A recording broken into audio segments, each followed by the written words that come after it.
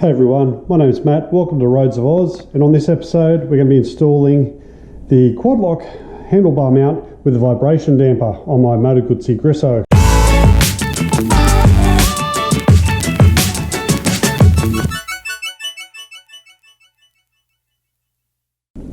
Alright, so I'm doing this on the comfort of my air conditioned house before I go out to the garage.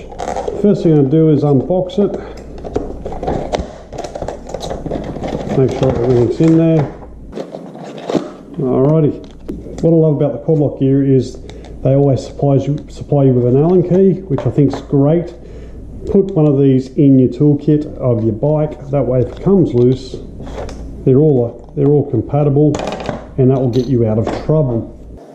Alright, so next part is mounting it on the handlebars. Now, I like to have my GoPro on here as well, so it's taking up some limited real estate on the handlebars because there's a few places I can put it. First thing I'll do is make sure I've got the right rubber ring on,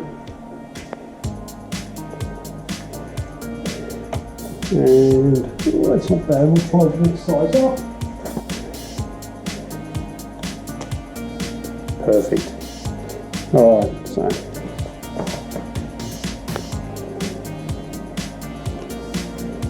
alright, so I've gone for the slightly smaller ring, or thinner ring I should say. So that's the thinnest ring available. If I tighten it up, it doesn't want to move, so that will work.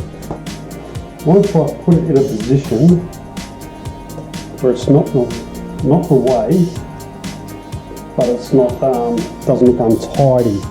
That's a bit of a challenge with the Guzzi.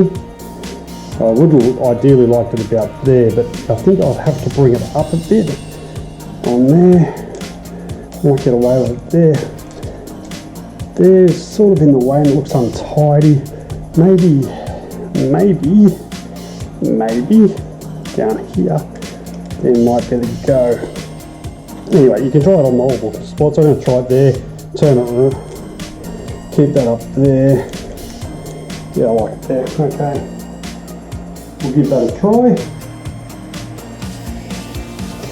Listen, you can have multiple attempts at this, even though there's some Loctite on these Allen screws. Do it up firm. Don't have to be gorilla grip tight. Just do it up. You only thread the cross thread it. Or damage. Sorry, you only damage the thread. Yeah, that's good enough. Alright. I'm going to have it here.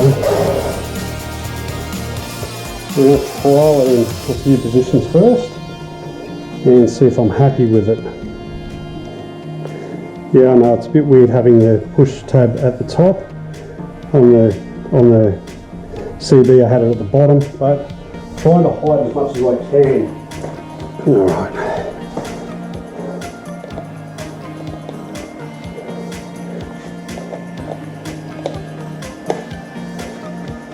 Yeah, it's not bad. I'm happy with it there. Yep, that works. What about 9 degrees? Yeah, that can work too. I'll trial it in that position and see if I'm happy with it. If not, I can always move it around. I'll nip everything up. Very important, keep this in your toolbox on the bike. That way if it comes loose, at least you've got a chance of tightening it up. At the moment she's quite loose. So I'm just going to nip everything up.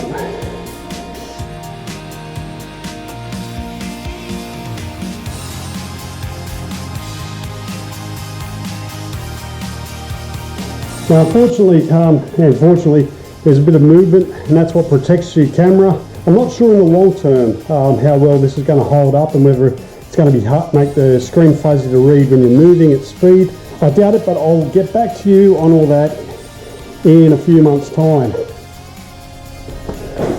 Alright, so that's pretty much it. It's very easy to install, it takes about 5 to 10 minutes. As I said, keep this in your toolbox on your bike. That way if something comes loose, you've got a backup. I would probably keep a couple of those screws as spares in your toolkit. You never know.